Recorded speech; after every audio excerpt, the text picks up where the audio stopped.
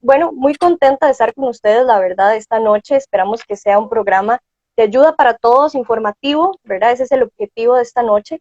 Y bueno, antes de comenzar y presentar al invitado de esta noche como se debe, voy a comentarles a todas las personas que se están conectando que Disidentes Universitarios es una organización de jóvenes intelectuales a lo largo de diversas universidades del país. Nosotros somos pro vida y pro familia. Estamos comprometidos 100% con la lucha de la vida del no nacido y es por esa razón que aparte de esos compromisos y esas convicciones, nosotros nos hemos dado la tarea de empezar con esta nueva temporada de episodios donde sea una formación conjunta entre todos, tanto en el ámbito político, económico y relaciones internacionales. Vamos a tener una serie de invitados muy importantes, candidatos presidenciales, analistas de la política y la economía y además invitados internacionales. Y bueno, con todo esto nosotros queremos darles a ustedes conjuntamente un panorama mucho más amplio para que cuando tomen la decisión y ejerzan su voto en estas elecciones 2022 puedan hacerlo de la mejor manera. Y con esta premisa vamos a dar inicio a una breve descripción del invitado de hoy. Ale, si quieres puedes comenzar para empezar con esta entrega. Bueno, primero que todo, muchísimas gracias. Para nosotros es un gran honor tener la oportunidad de conversar con don Rodrigo. Don Rodrigo ya nos va a comentar quién es él, porque uno es más que sus títulos y más que su experiencia laboral, pero lo que conocemos de él es que, bueno, trabajó casi 3 décadas en el Banco Mundial, por lo cual tiene una experiencia increíble de la cual nosotros podemos aprender como país. Él estuvo en muchísimos países que vivieron crisis económicas muy fuertes y él fue parte de esos equipos que ayudaron a estabilizar, ¿verdad? De esos equipos que ayudaron a lograr estabilidad económica en esos países. Él tiene una maestría en economía de la Universidad de Ohio, si no me equivoco, ¿cierto, don Rodrigo? La Universidad Estatal de Ohio, porque hay dos, una que se llama Universidad de Ohio y otra en inglés se llama Ohio State University, la Universidad Estatal. Pero Y además sacó un doctorado en filosofía económica, ¿cierto? No, es un doctorado en economía, pero en las universidades anglosajonas, una vez que uno llega a un doctorado, se llama Philosophy Doctor, es como que ya usted llegó a donde puede llegar en su disciplina. Sí, señor. Genial. Pero yo estudio economía, no filosofía, aunque sí estudio Genial. filosofía. Buenísimo, buenísimo. Perfecto, entonces, bueno, considerando que tuvimos un breve y un corto retraso por ahí, vamos a iniciar con una pequeña sección para conocer quién es Rodrigo Chávez, ¿verdad? Fuera de este espectro político que, si bien es cierto, es de nuestro interés, queremos conocerlo más personalmente. Y es por esa razón que le preguntamos, don Rodrigo, ¿cómo usted se considera como persona? En 3 minutos nos puede describir cómo es usted, una autoevaluación personal. No, yo soy una persona de origen humilde. Yo nací en el Hospital Calderón Guardia. Soy uno de 7. Tuve 6 hermanas. 2 lamentablemente murieron trágicamente. No hay necesidad de elaborar en eso, pero fue la voluntad de Dios. Y entonces yo fui a la escuela, al kindergarten, a la escuela de Chile, ahí en Barrio Luján. Ya poca gente vive ahí, vive menos gente porque la ciudad se ha ido expandiendo. Y después fui a la escuela Buenaventura Corrales en el edificio metálico en el centro de San José. Me conseguí una media beca en el colegio seminario, porque éramos muchos de pocos recursos. Y entonces me dedicaba a jugar básquet y por una serie de razones me metí a la universidad, bueno, entré a la Universidad de Costa Rica, pasé el examen de admisión, no quise estudiarme. No quise estudiar, pasé generales, me metí en política, fui presidente de la Asociación de Estudiantes de Ciencias Económicas, perdí muchas materias por no presentarme, NSP todavía existe, y no estaba entusiasmado, no quería, pretiliaba, andaba en política, hasta que un día mis papás me dijeron, mi mamá y mi papá, bueno, se le acabó la fiesta, muchacho. Ve a ver qué hace porque ya no lo vamos a apoyar. Me metí a trabajar, bueno, y pasé varios años fuera de la universidad, hasta que un día se me prendió el bombillo y dije yo, no voy a tener herencia, tengo inquietudes, ¿qué voy a hacer con mi vida? y estudiar es el único camino. Y gracias a Dios pude juntar una plata, me fui a aprender inglés a Estados Unidos, 3 meses, pasé el TOEFL en esa época, en los 3 meses, de hecho me fue muy bien, no hablaba nada de inglés, y ahí conseguí que me admitieran a la universidad. En 2 años hice 4 años de bachillerato universitario, casi 4 años, 3 y piquito, porque llevaba las generales, esas sí las pasé, las pude transferir, y el resto han sido bendiciones. Me ofrecieron una beca de doctorado, solicité en varias universidades me aceptaron, y de un momento a otro terminé el bachillerato, la maestría, el doctorado, y me salió una oportunidad de ir a trabajar a Indonesia cuando tenía 20 y pico, 20 y muchos de años, y de ahí el Banco Mundial, alguien leyó un artículo que escribí, me llamaron por teléfono y me dijeron, no estuvo mal ese artículo en esa revista científica, venga, preséntelo, y me ofrecieron un trabajo. Después de eso trabajé en 40 y pico de países, en situaciones muy difíciles, negociaciones muy difíciles en algunos casos, de crisis económica profunda, de evaluaciones de 10 veces a 1, como que el tipo de cambio se fuera hoy a 100,000 pesos en periodos muy cortos. Y bueno, hace 2 años murió la hermana que cuidaba a mi mamá. El presidente Alvarado me pidió que viniera a ayudar a quien yo no conocía. Y patria y madre, imagínense, o madre y patria, porque ese fue el orden verdadero. Mi mamá me dijo, parí a 7 hijos, 6 hijas y a usted, y pareciera que voy a morir sola. Es difícil entender eso. Y yo le dije, no, mamá, yo voy para allá. Y pude venir aquí, pasé los últimos 9 meses de mi vida con ella, de la vida de ella, perdón, con ella, y eso fue un regalo enorme. Quise ayudar a mi patria, duré 184 días en Hacienda, los principios y los valores no se negocian, hice cosas que movieron el bote bastante, no le gustaron al presidente, bueno, me sacó del gobierno. Y aquí estoy, porque Dios se llevó a mi mamá, pero yo no voy a permitir que los que se han robado este país se lo sigan robando, y sobre todo que les hayan quitado el futuro a la gente joven, porque yo tuve oportunidades. Y me parece que a ustedes no les están dando el mismo tratamiento. Ese es Rodrigo Chávez. De eso vamos a conversar. Ese es Rodrigo Chávez, a sus órdenes. Claro que sí. Ale, si quieres continuar con la siguiente preguntita, ya después para comenzar con el análisis del proyecto de ley. Vamos a hacer alguna serie de preguntas ahí, jocosas, como dicen, ¿verdad? Tal vez, si usted tuviera la oportunidad de votar, pero no podría votar por sí mismo, ¿por quién votaría en esas elecciones? No se puede decir por nadie. No, yo sé que no, pero le voy a decir, yo estoy metido en esto porque no puedo votar por nadie.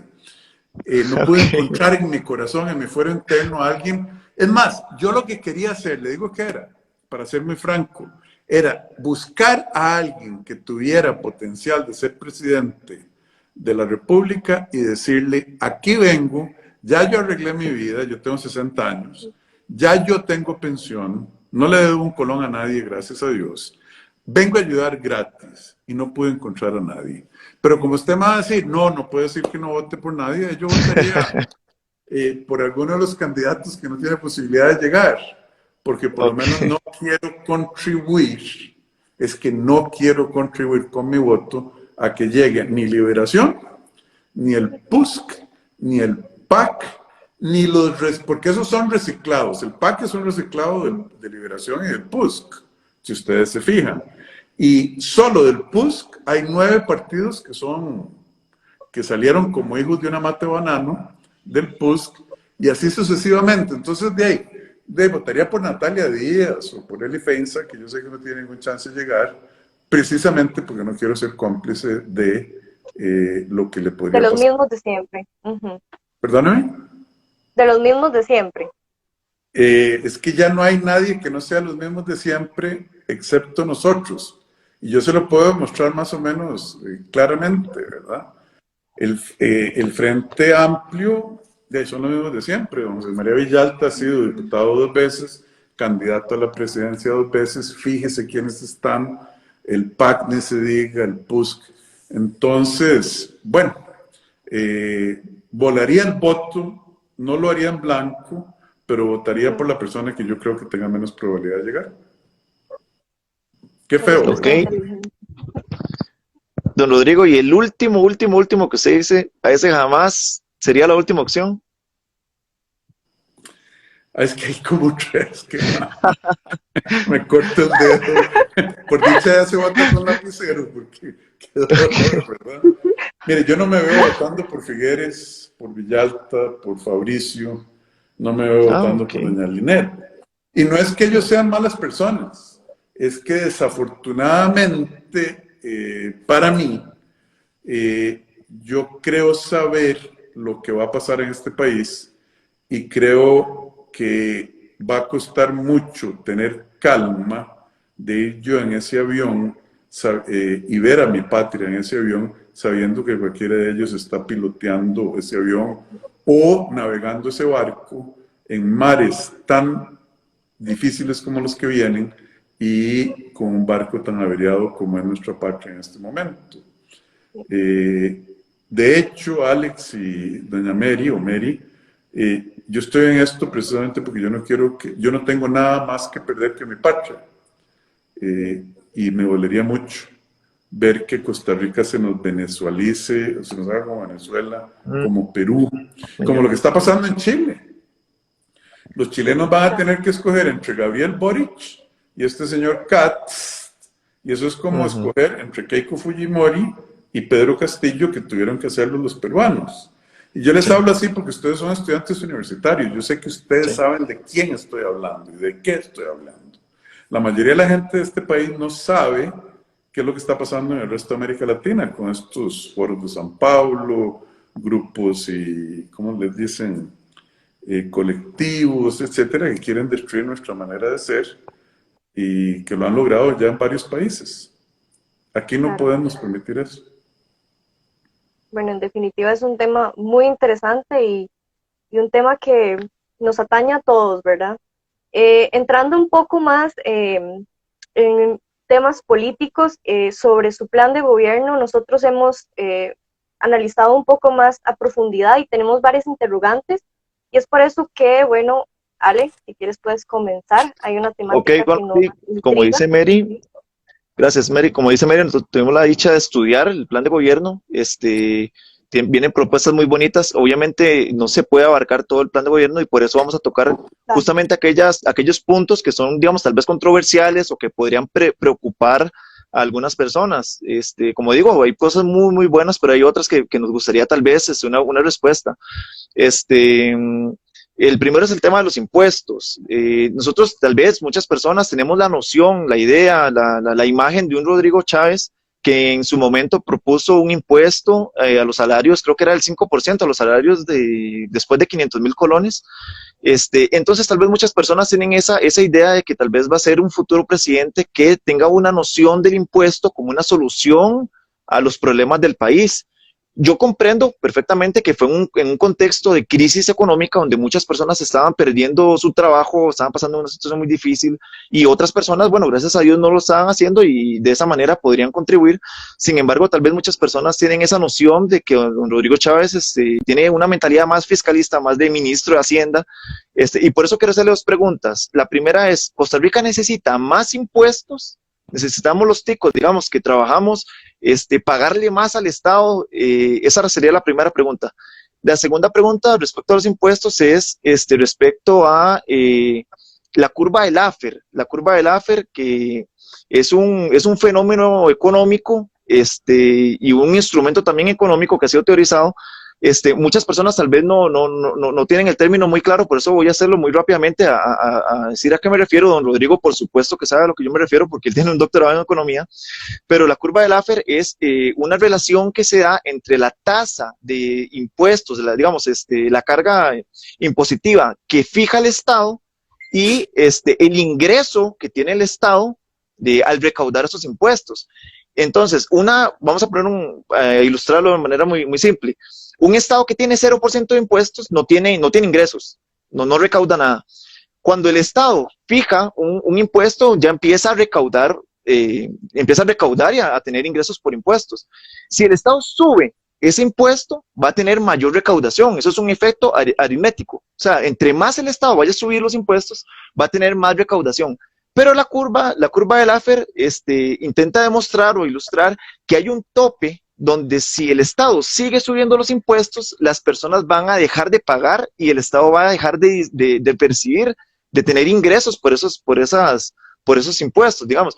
¿Por qué? Porque cuando ya el impuesto es tan alto, las personas van a buscar evadir pagar impuestos, van a buscar eludir mediante mecanismos ya sea legales, un buen sistema contable que los proteja con un escudo fiscal, no sé, digamos, migrar a un paraíso fiscal, y también de fraudes fiscales, ¿verdad?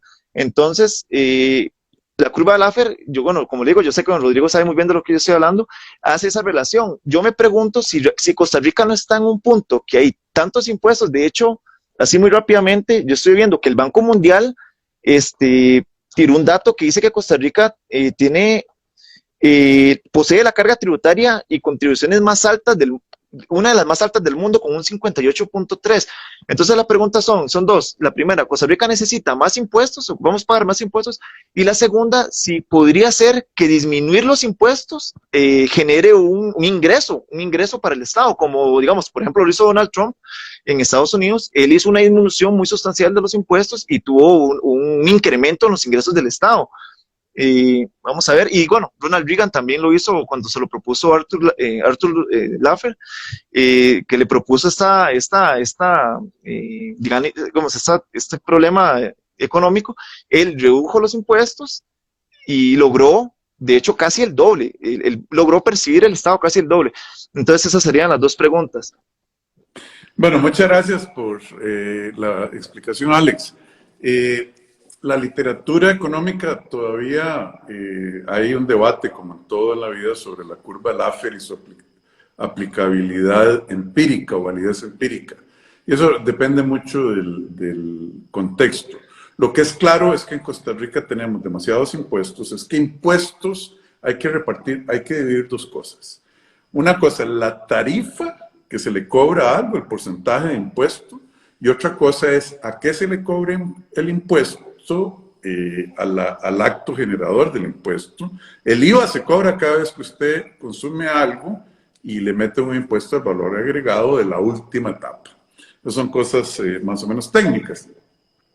Lo que nosotros sí sabemos es que tenemos un Estado que gasta más de la cuenta, muchísimo más de la cuenta. Desde 1983, que son 38 años atrás, solo un año el Estado costarricense logró balancear los libros. Nada más. El resto tarjeteó, al punto que para dar beneficios, como las pensiones de lujo, $2.000 millones al año, las exenciones a grupos amigos de Liberación y del PUSC y del PAC, $1.800 millones al año, que no estoy hablando de exenciones zonas francas, no, estos son regalitos diferentes. Los impuestos que le van a instituciones de manera directa, sin pasar por la asamblea, sin pasar por la discusión de políticas públicas. Cada vez que alguien se fuma un cigarro, se toma un trago, al INDER, que probablemente mucha gente que nos ve no sabe qué es, le llega plata y el INDER se la presta a Hacienda a interés. Ahí hay otro montón de cosas. Entonces nosotros tenemos una desproporción de ingreso a gastos que cada vez ha ido acumulando deuda que hace que el futuro de ustedes esté hipotecado y que ustedes no vayan a poder comprar casa porque las tasas de interés son altísimas, porque el gobierno está endeudándose más, cada vez más, y que haya una ineficiencia en la economía brutal. Entonces, la respuesta directa es: Rodrigo Chávez nunca promoverá nuevos impuestos en el gobierno. Marquen mis palabras.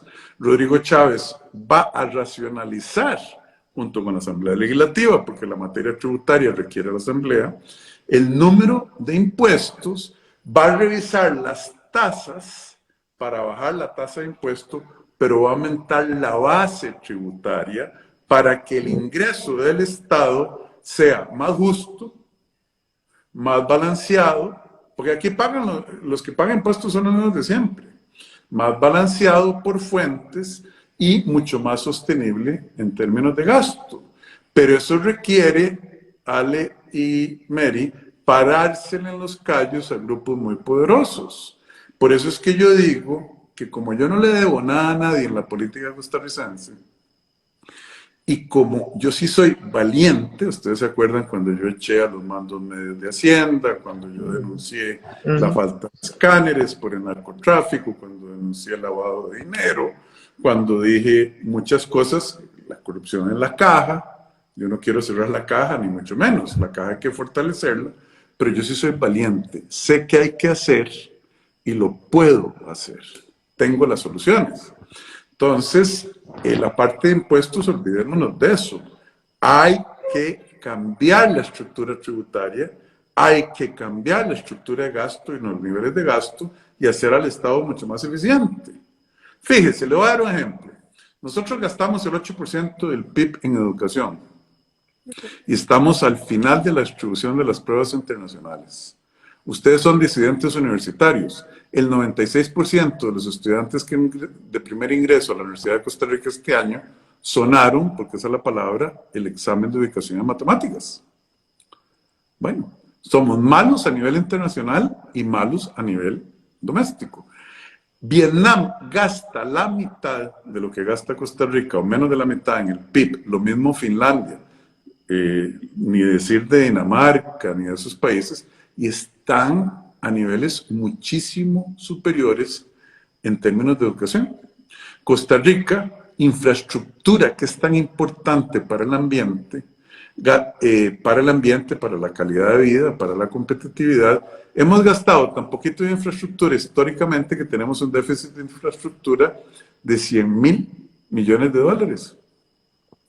Entonces, vea, lo que hay que hacer es entender el balance de situación completo del Estado para arreglar de manera completa, integral, la sostenibilidad fiscal del Estado, pero también la calidad de los servicios del Estado.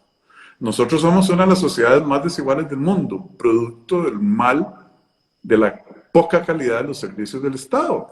Mala educación, mala seguridad pública, le cobramos los impuestos a la gente que no le tenemos que cobrar, permitimos la ilusión y la evasión de parte de los que tienen mucho dinero y echamos a perder la distribución del ingreso y la calidad de vida de todos los costarricenses y tenemos generaciones futuras y presentes a quienes les hipotecamos la vida. Nosotros, la gente de mi generación, para vivir, como dirían los españoles, viva la pepa, viva la fiesta, que no pare y gastando mucho más de lo que recibimos. De hecho, no sé si tal vez ahí pueda encajar la segunda pregunta que tenía para usted, que es respecto justo a eso del gasto público. En su plan de gobierno dice, respecto al gasto público, en su plan de gobierno dice textualmente así, dice, del 2008 al 2020 el gasto público en Costa Rica aumentó un 87% y los gobernantes no lo administran como si lo administran como si fuera dinero de nadie. Nosotros prometemos rendirlo al máximo. Entonces, vamos a ver, con respecto al gasto público, el gasto público representa el 30% del PIB. Y bueno, estuve leyendo una nota en El Financiero que dice que Costa Rica necesitaría solo 2% del PIB para casi que erradicar la pobreza en Costa Rica. Entonces, ¿cómo es posible que el gasto público tiene el 30% del PIB, pero solo se ocupa 2% para eliminar la pobreza y aún así no lo logran, ¿verdad? La pregunta concreta es... Ale, perdóneme porque usted está tocando un punto muy neurálgico.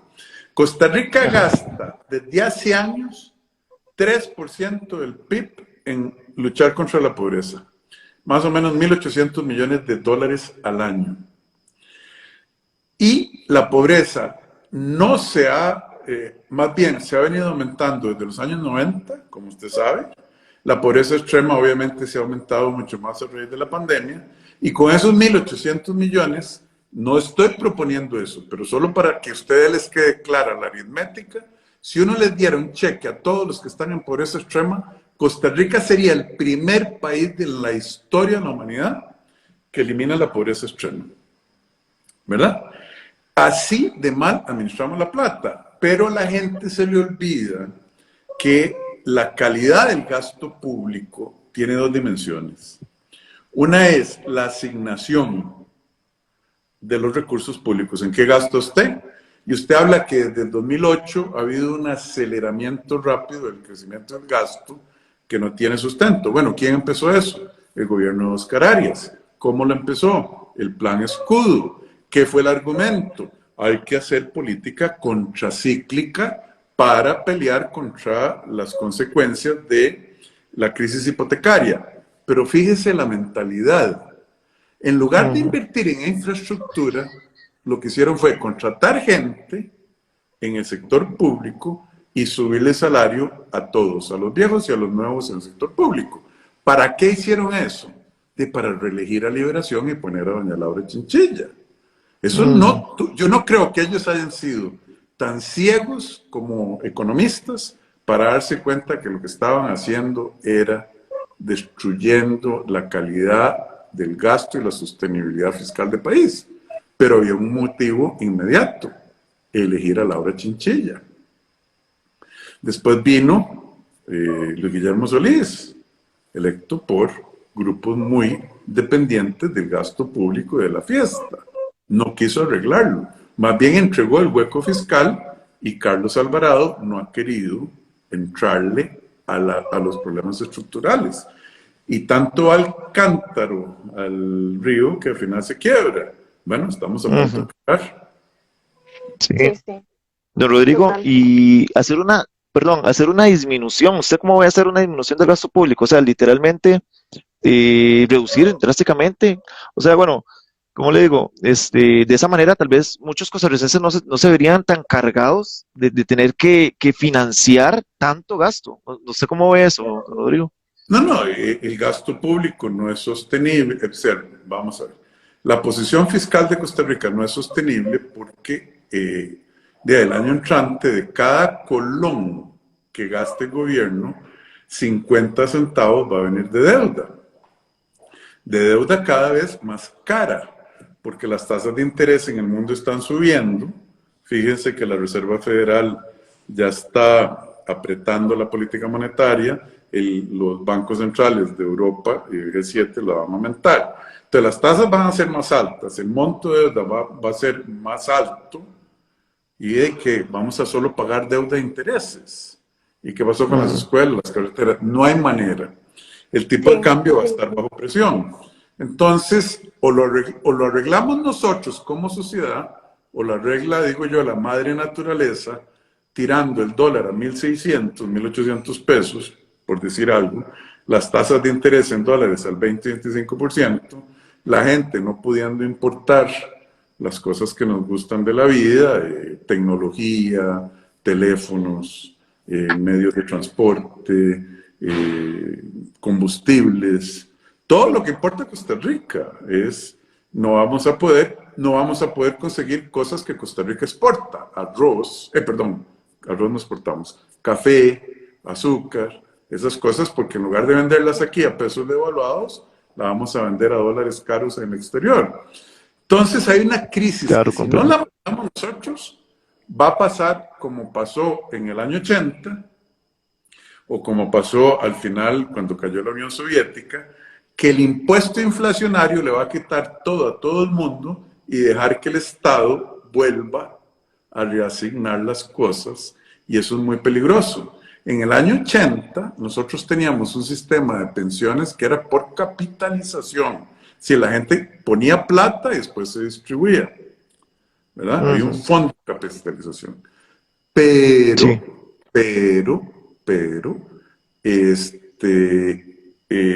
de ahí, el Estado capturó eso y nos repartimos, nos fuimos a un sistema de reparto. Y miren la ignorancia, hay una persona de apellido Serrano CM que dice: hablar mal de gasto público es fácil, pero este candidato cuando estuvo en el ministerio propuso impuestos abusivos a los salarios de hasta 25%. Vea cómo la gente está tomando decisiones políticas sin saber de la misa ni la media. Y eso me va a permitir, Ale, clarificar una cosa. Yo nunca propuse un impuesto, ni mucho menos a los salarios abusivos. Yo lo que dije es que Costa Rica, el 6 de marzo del año 2020 sufrió un punto de inflexión. Entramos a una guerra y que necesitábamos acumular 1 billón o 1.5 billones de colones, porque no sabíamos cuándo iba a terminar esto, no sabíamos cuánta gente iba a perder su trabajo, no sabíamos si íbamos a poder importar combustibles, la comida, no sabíamos si íbamos a tener que darle de comer a la gente. Y mire, Don Rodrigo, muchos disculpe dijeron que que le iba a durar interrumpa. 3 meses. Yo lo que propuse es una contribución de quienes hubieran mantenido su trabajo, la mayoría empleados públicos, de 10.000 colones al mes temporal para crear ese fondo de guerra. Mucho hubiéramos hecho si lo hubiéramos tenido, pero el fondo de guerra no venía de ese impuesto, venía de quitarle a las instituciones públicas los superávits que han acumulado por falta de desempeño. Perdón, doña Mary. Sí, bueno, entre otros temas que se nos va volando el tiempo, me encantaría ampliar más de este tema, pero quisiera preguntarle sobre las tácticas para ofrecer empleos a los jóvenes. ¿Cómo es su accionar para ello? ¿Cómo usted propone que se haga más y que haya más oportunidades para nosotros? Mire, en Costa Rica está el famoso, no lo contrato porque no tiene experiencia, pero no tengo experiencia porque usted no me contrata. Eso los tiene ustedes, la juventud, con la tasa de desempleo más alta, posiblemente en el mundo y ciertamente en la OCDE. Medidas concretas. Corto plazo, ya. El Estado va a quitar las contribuciones patronales y las contribuciones laborales para el primer trabajo de una persona joven, por 1 año. Vamos a eliminar las demandas de la caja de asegurar a las personas cuando hacen prácticas profesionales, cuando hacen internados, de que tienen que asegurarse como que estuvieran en tiempo completo y ganando mucho más de lo que gano. Mucha gente ni siquiera gana. Eso es para disparar el empleo joven. Segundo, tenemos que empezar lo que la ley ya manda de educación dual, que aquí nadie ha hecho nada. Tipo Alemania, donde la economía alemana tiene como columna vertebral las empresas medianas y la educación de alta productividad vocacional, que no es académica, mecánicos de precisión, etc. Tenemos que darle un golpe de timón violento a los profesionales que están sacando las universidades de cosas que no tienen demanda en el mercado moderno de trabajo, a cosas como STEM, que ustedes lo saben en las universidades. Pero en la UCR, por ejemplo, o en la UNA, cuando uno dice hay que formar más ingenieros, la Escuela de Sociología dice, ¿y de dónde va a sacar la plata, rector? Acuérdense que nosotros votamos en la elección del rector y siguen formando gente en carreras que desafortunadamente no son de alta productividad y que las personas terminan manejando Uber, que no hay nada de malo en manejar Uber, pero que no justifican invertir 17 años de educación para llevar a una persona de primer grado a un grado universitario, ni para la persona ni para la sociedad. Entonces, tenemos que quitar la tramitología para que los jóvenes puedan escoger entre irse a trabajar para otros y emprender y crear sus propias empresas. Tenemos que favorecer esas actividades de emprendedurismo. Yo siempre digo que si Elon Musk, Bill Gates y Jeff Bezos hubieran nacido en Costa Rica, hubieran terminado teniendo una ferretería o una bomba de gasolina. Porque aquí no existen los instrumentos para crear empresas grandes. Y mucho menos el Estado permite que una persona pueda emprender. Tráigame los estados financieros auditados. No, es que yo lo que tengo es una idea. Ah, ok. Tráigame proyecciones financieras a 10 años. Ok, bueno, qué difícil, pero bueno. ¿Y qué casa va a poner de garantía? ¿O qué finca? Aquí eso se puede cambiar como hacen los sistemas, ustedes lo conocen, capital riesgo, angel capital, ustedes manejan esas palabras en inglés, angel capital, partnerships, IPOs, incubadoras, shared services. todas esas cosas que una persona joven con una idea brillante puede crecer, en lugar de que lo agarren y lo aprieten y le pongan una carrera de obstáculos. Ve que se puede hacer Claro. mucho para crear oportunidades Sí. para los jóvenes. Ale, ¿qué te parece si vamos con la siguiente pregunta?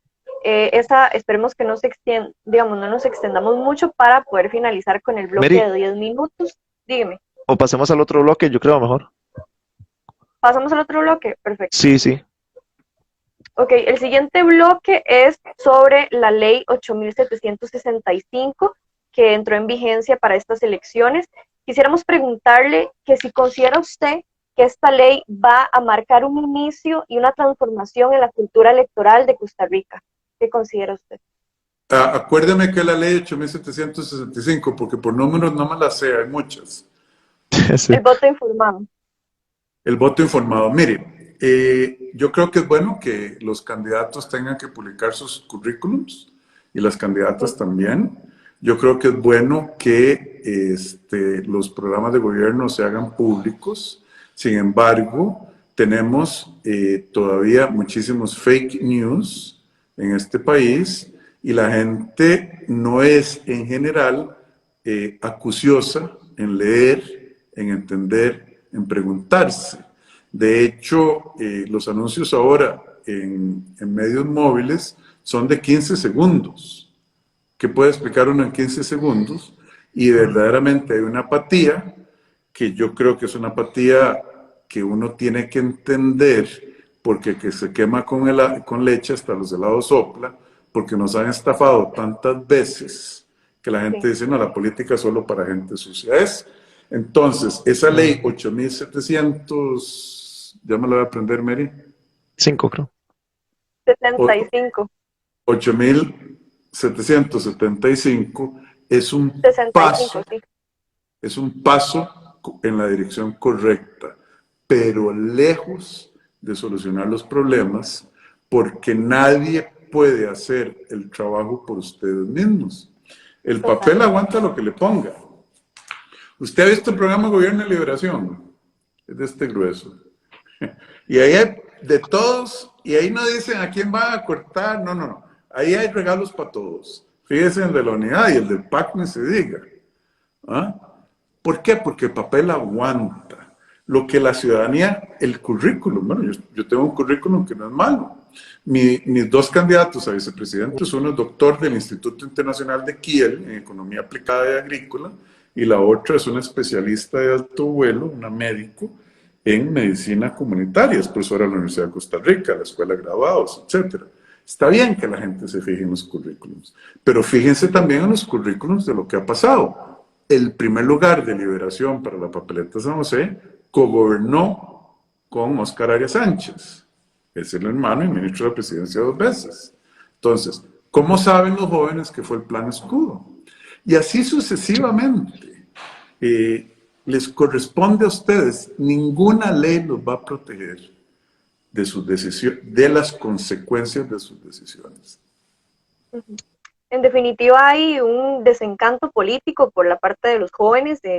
En eso lo he visto fielmente desde la carrera de ciencias políticas. Hay muchos jóvenes que, a pesar de estar estudiando, dicen que la política, la verdad, es añeja, y eso se debe también por todo lo que llega en trasfondo, ¿no?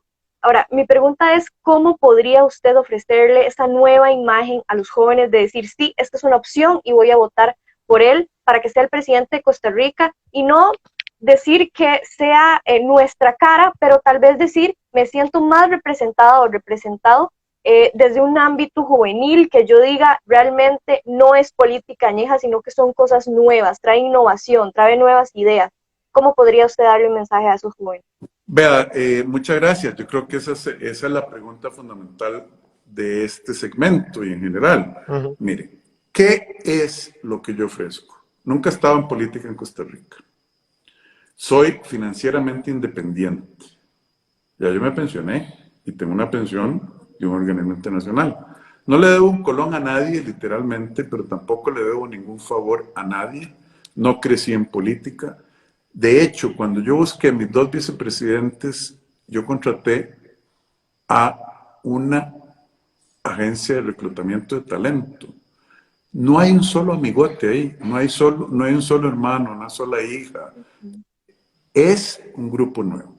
Además, tengo un doctorado en economía.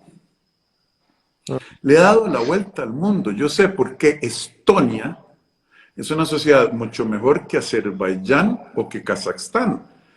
Esos tres países son producto de la Unión Soviética, porque Letonia, Estonia y Lituania tomaron un curso al modernismo, a la prosperidad, a la calidad de vida, mientras que Azerbaiyán, Kazajstán y Uzbekistán, saliendo de la Unión Soviética, siguen en el mismo infierno. Entonces, yo sé lo que funciona en el mundo, tengo la independencia. He visto esos sistemas de, por ejemplo, promoción de emprendedurismo que les decía, ¿verdad? Y sé que aquí en Costa Rica no existe, sé cómo construirlo. Además, soy valiente. Ustedes me han visto. Yo digo las cosas como son. Yo quité a los mandos medios, traté de eliminar el narcotráfico poniendo escáneres, pero duré 180 días, por algo me sacaron. Traté de ponerle cascabel al gato al ICE con las cuentas, con los NIFs, las normas internacionales, etc. Entonces, la pregunta es, ¿van a seguir haciendo lo mismo? Votando por los últimos, piensen en los últimos 8 gobiernos, Rafael Calderón, José María Figueres, 2 del PUSC, 2 de Liberación otra vez, 2 del PAC. ¿Y a dónde nos trajeron? Sí, ¿A dónde nos trajeron? Entonces, denle las llaves del carro otra vez a quienes nos trajeron aquí. Vamos a seguir metiéndonos cada vez más adentro en este verdadero barrial en el que estamos. Sí, bueno, y ahí estamos viendo varios comentarios que van desde la misma línea, ¿verdad? Y con eso, nosotros en historias de Instagram preguntamos qué consultas tienen para este candidato presidencial. Y es por esa razón que vamos a mencionar unas cuantas. Aquí tenemos una de Monse Cortés. Dice, ¿está en sus planes vender o cerrar instituciones estatales? Y de ser así, ¿cuáles serían?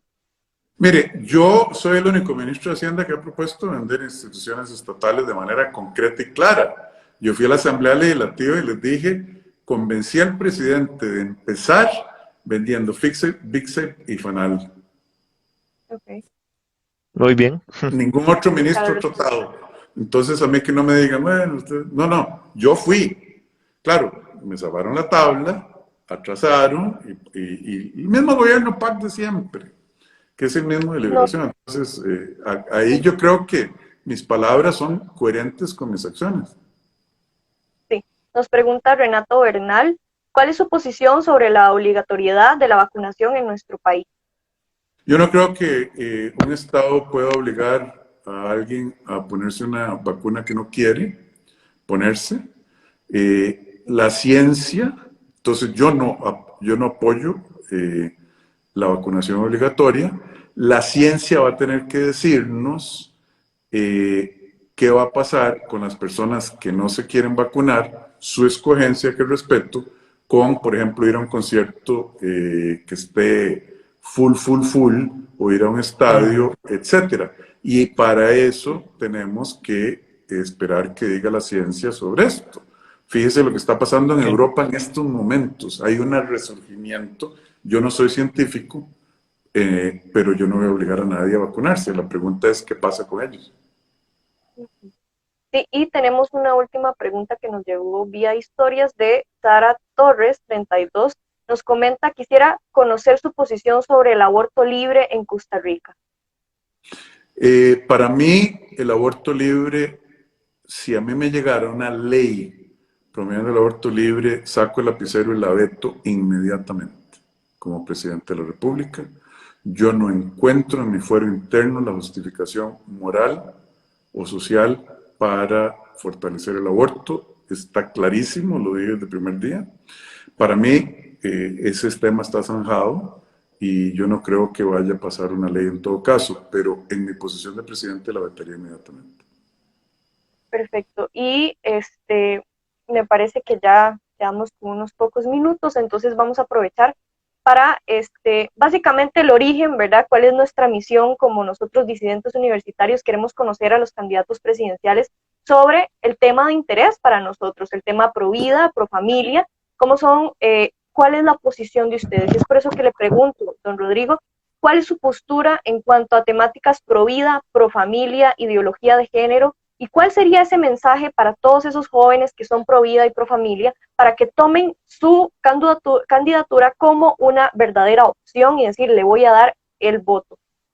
Mire, yo soy muy franco. Yo sé que ustedes tienen una posición sobre esos temas. El aborto para mí no es aceptable. Yo creo que el tema de los derechos LGBTI más ya es un tema zanjado en esta sociedad y no echaría para atrás ni impulsaría cambios. Ya ese tema desde mi punto de vista está resuelto. La familia, bueno, yo crecí con 6 hermanas, 8 tías, 2 abuelas, un papá, tengo una esposa, 2 hijas, 2 perritas. Esa es mi escogencia. ¿Qué significa ser pro familia para mí? Significa poder educar a la gente, poder comer, poder tener un techo, que el Estado le brinde las oportunidades. Yo no soy socialista, no. Pero en Costa Rica el Estado más bien elimina oportunidades. Yo creo un sector privado pujante, libre, con derechos de propiedad, sin corrupción. Porque aquí, aunque ustedes no lo crean, hay 2 grupitos empresariales muy pequeños, pero enormemente poderosos, que hacen lo que les da la gana, que pusieron a los gobiernos del PLN y que pusieron a los gobiernos del PAC. Porque los pueden controlar y los pueden comprar. Por eso tenemos el arroz más caro de América Latina, por eso tenemos la electricidad más cara de América Latina, por eso tenemos las medicinas más caras, yo creo que del mundo casi, ¿verdad? Porque hay monopolios que gobiernos socialistoides como los del PAC hablan de la boca para afuera, pero agarran y siguen sirviendo a esos señores feudales. A mí la nación me ha atacado de una manera absolutamente injusta y tergiversada porque saben que conmigo se les acaba la fiesta porque yo me voy a comer la bronca. Profamilia significa generar prosperidad, permitirle a la gente la libertad y la oportunidad de crear hijos, vínculos, de construir un futuro. Así lo veo yo. Fácil y simple. Claro. Práctico. Claro. Sí, perspectivas hay muchas y es por eso que le agradecemos también su participación.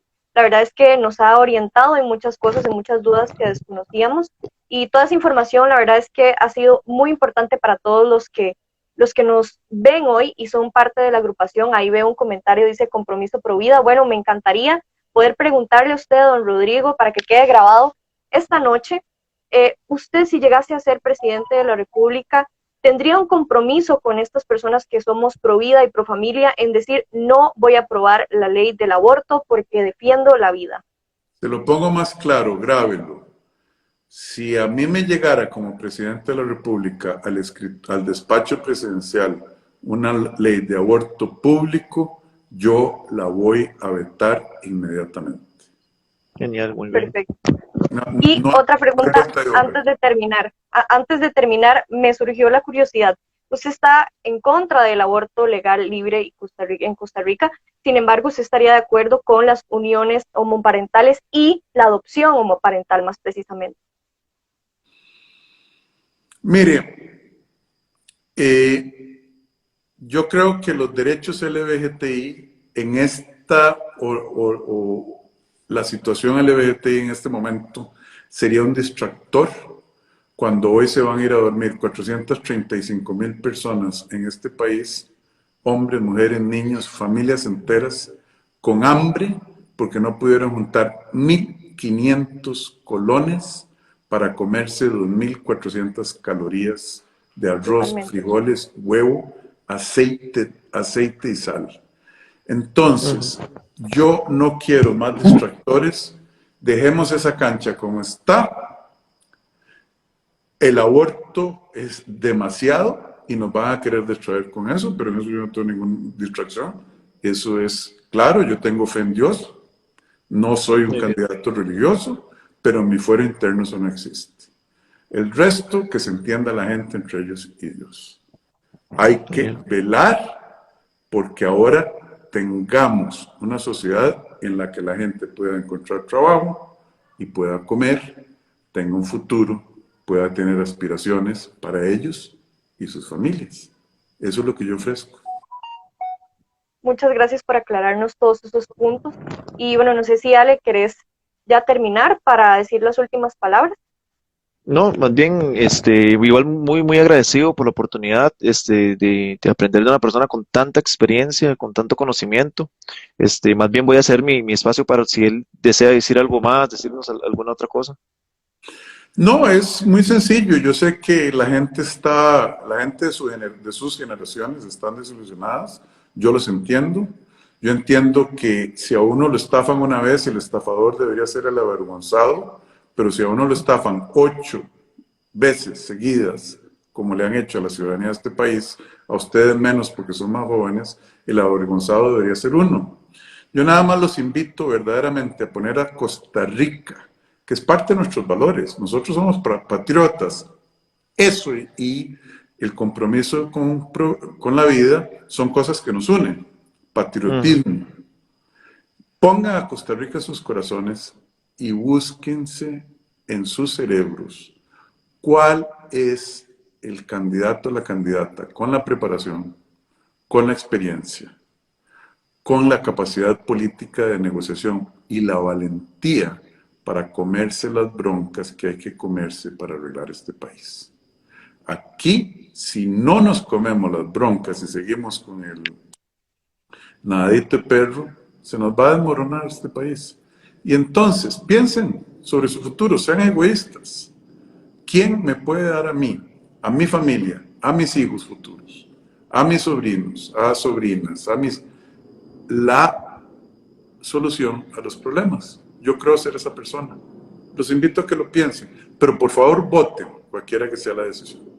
Muchísimas gracias. Muchísimas gracias. Muchas Muchísimas gracias. gracias por estar con nosotros hoy. Y para las personas que están preguntando si quedará guardada la entrevista, sí quedará guardada en las redes de Instagram de Disidentes Universitarios. Y sin más, les deseamos una linda noche. Muchas gracias a todos y pueden seguir comentándonos y mandando comentarios en las historias. También para los próximos episodios tendremos más invitados. Entonces, sin más, buenas noches. Hasta luego. Gracias. Hasta luego. Hasta luego.